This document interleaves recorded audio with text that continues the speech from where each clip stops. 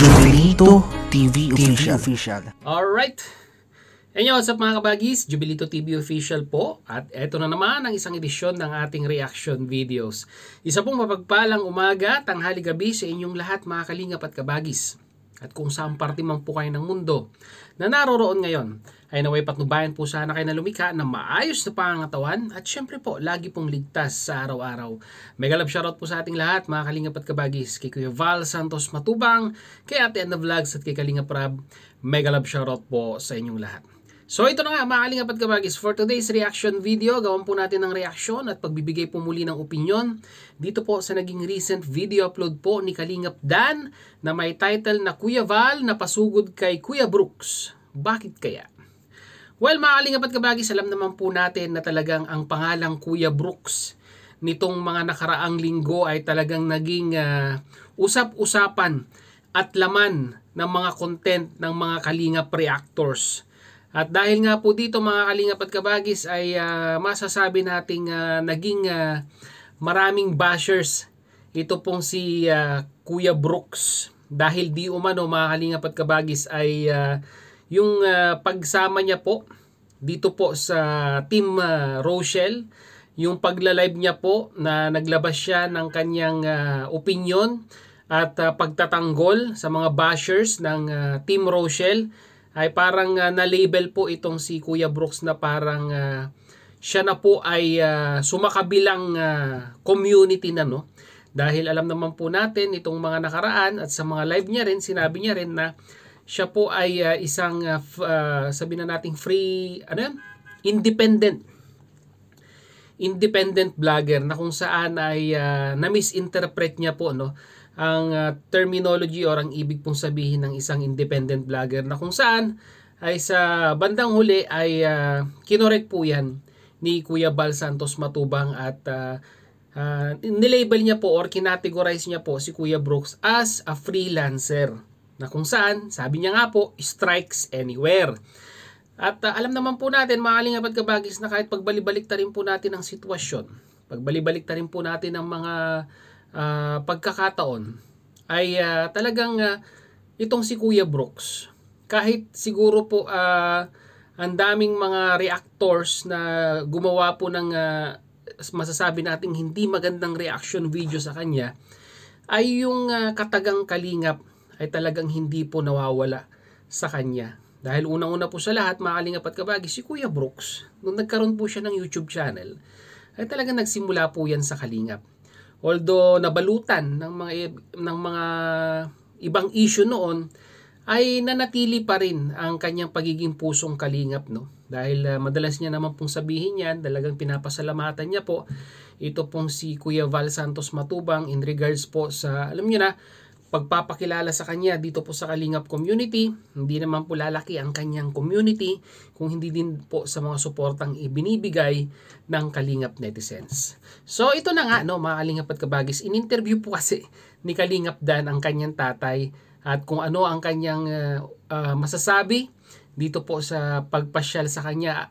Actually parang ang dito po sa interview ni Kalingap Dan ay parang pinuntahan ni Kuya Val itong si Kuya Brooks para po siguro pag-usapan yung mga bagay-bagay na kung saan ay nasasabi or nababanggit niya po sa kanyang mga live streaming at ano yung mga naging payo po ni Kuya Val sa kanya. So yun po yung gagawin po natin ng reaction video dito po sa video upload ni Kalingap Dan. So without further ado mga kalingap at kabagay, syempre po simulan na po natin yan. So Kuya Brooks, meron akong nabalitaan sa'yo. Magandang balita at masaya ako sa nabalitaan ko. Dahil si Kuya Val ay binisita ka daw. Dahil siya ay nag-aalala sa'yo na baka daw hindi mo kayanin ang mga natatanggap mong mga bashers. So kaya ka pinuntahan ni Kuya Val.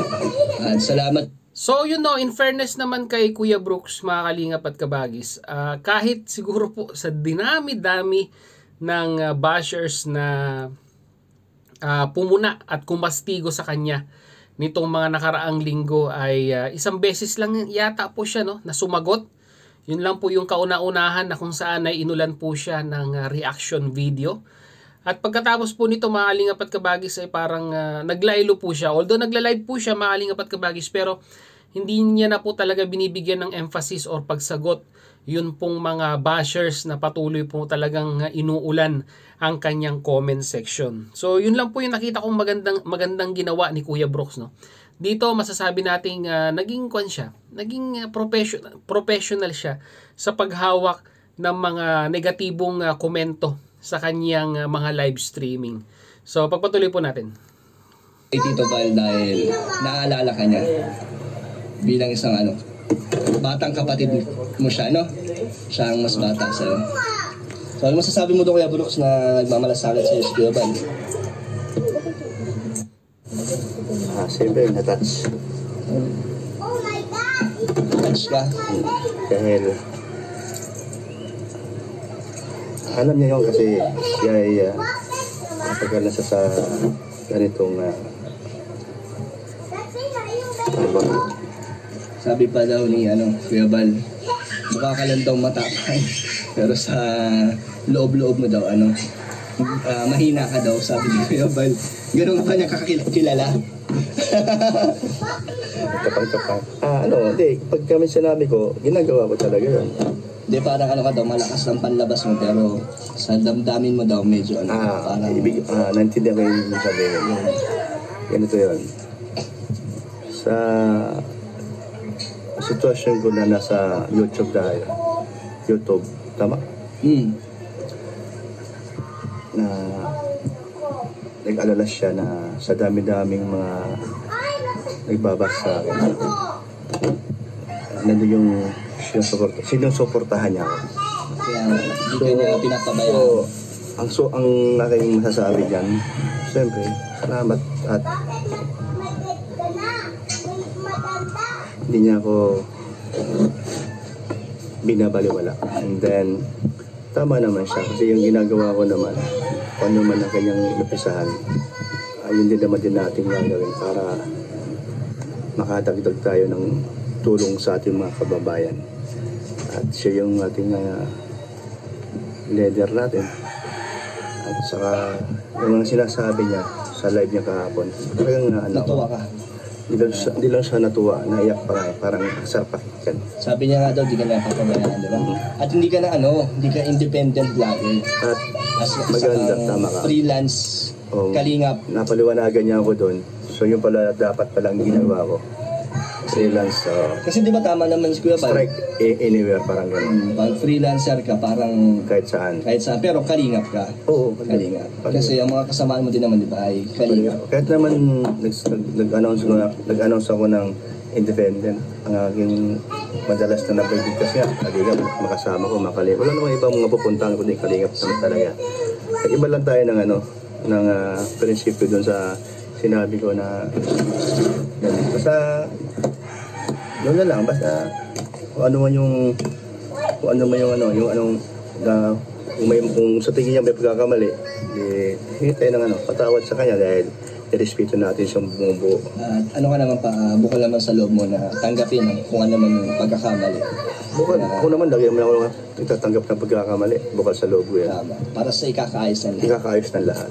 Kahit naman ako, may problema ka, may problema tayo, may problema ka sa akin, ayusin natin yun. Kasi di ko naman ugali na pinapatagal pa. Wala rin naman kasi mangyayari kung papalakihin yun. Wala rin mangyayari. Mas lalala pa yung sitwasyon. Hindi naman tayo ganun. Tama. Mas maganda yung tahimik Ganun ka lang. ba sa pagkatao mo? Hindi ako, hanggat maaaring kayang ayusin agad. Kasi Kilala naman kita kung anong klase ka pagkatao, yung kabaitan mo, nagmana ka lang sa papa mo, ha? So yun, no, maalingaw at kabagis, no, napakalinaw naman ng sinabi ni Kuya Brooks na talagang although alam naman na medyo nagkamali siya ng landas na tinahak noon, ay talagang inaamin niya rin na merong pagkakamali sa side niya. At tinatanggap niya yun, mga kalingap at kabagis, no. Yun lang maganda dito kay Kuya Brooks, no. Napaka humble niya sa pagtanggap ng kanyang mga mistakes. At doon po natutuwa ang mga kalingap netizens, no, mga kalingap at kabagis, dahil alam naman po natin na talagang ito pong si Kuya Val Santos Matubang ay talagang may pusong mapagpatawad dyan. Lalong-lalo na po syempre sa kapatid niya. Kapatid niya yan si Kuya Brooks, at masasabi nga po nating blood is thicker than water. At dito po makikita po natin na talagang yung concern po ni Kuya Bal dito kay Kuya Brooks regarding sa mga bashers ay talagang nandoon. At pinangangalagaan niya rin po syempre yung pangalan ni Kuya Brooks na kung saan ay wag nang humantong sa mas malalim na pambabash dito po kay Kuya Brooks dahil kahit naman po pagbalik-balik ta rin natin ang sitwasyon ay syempre po dala pa rin ni Kuya Brooks ang pangalan na Kalingap. Yun po yung pinaka main goal dito, no? Yung pangalagaan ang kanyang kapatid and at the same time po pangalagaan ang pangalan ng Kalingap. Kaya sana mga Kalingap at Kabagis, no, ay sa mga nagkakaroon po ng dibisyon at mga nananawagan na gumawa ng sariling community ang kabilang panig ay wag na po nating wag na po nating isulong dahil nga po nagdeklara na po ang community nila Roel of Malalag na Kalingap pa rin po sila. At magsuportahan na lamang po mga Kalingap at Kabagis imbis na magbatuhan ng hindi magagandang salita sa comment section. Dahil po na-interview ni Kuya Bal, si Kuya Brooks, sila Rochelle, sila Rachel, sila Roel at yung mga iba pang sumasama sa team ni Roel of Malalag nung nag-celebration po sila ng 300,000. At itong si Kuya Brooks at si Kapromdi ay napakalinaw po ang bato ng mga individual na ito or mga charity vlogger na ito na kung saan ang suporta pa rin po nila ay nasa Team Kalingap.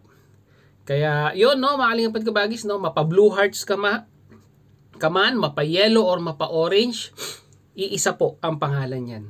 Or iisa po ang pinaglalaban at sinusuportahan, ang Team Kalingap. Kaya sana, mga Kalingap at Kabagis, no, sa mga Rochelle fanatics na talagang alam ko pong solid na sumusuporta kay Roel of Malalag at saka kay Rachel of Morales, wag na po nating bigyan ng kulay or wag na po nating although may kulay po talaga ang kanilang puso sa pag-comment ay andun pa rin po yung suportang ibinibigay sa Team Kalingap. Iisang grupo pa rin yan. Sabi nga po, one Kalingap, one family. So yun mga Kalingap at Kabagis, mag-comment na lang po kayo sa ating comment section kung ano naman po inyong masasabi, opinion dito nga po sa naging statement po ni Kuya Brooks. So yun na nga mga Kalingap at Kabagis, muli maraming salamat dahil sa dulo po ng ating reaction video ngayong araw na ito. Ay nasamahan niyo po muli si Jubilito TV Official at muli po nagpapaalala po ang inyong host sa mga hindi pa po nakasubscribe sa channel ni Kuya Val Santos Matubang, Ate Ano Vlogs, Kalingap Rab. Sama na po natin si Kalingap Dan dyan mga Kalingap at Kabagis. Ay pakisuportahan at subscribe ang kanilang mga YouTube channel. And at the same time, muli po, naglalambing din po ang inyong host sa mga hindi pa po nakasubscribe sa channel ni Jubilito TV Official. Ay pakita naman po ang subscribe button at ang notification bell para maging updated po kayo sa mga darating nating reaction videos. Once again, this is Jubilito TV Official, Public Information Officers ng Karepa Group, and at the same time po, proud members ng Kalingap OFW Organic Sponsors or Team Cause. As I always say mga Kalingap and Kabagis, peace, God first. God bless po. Bye!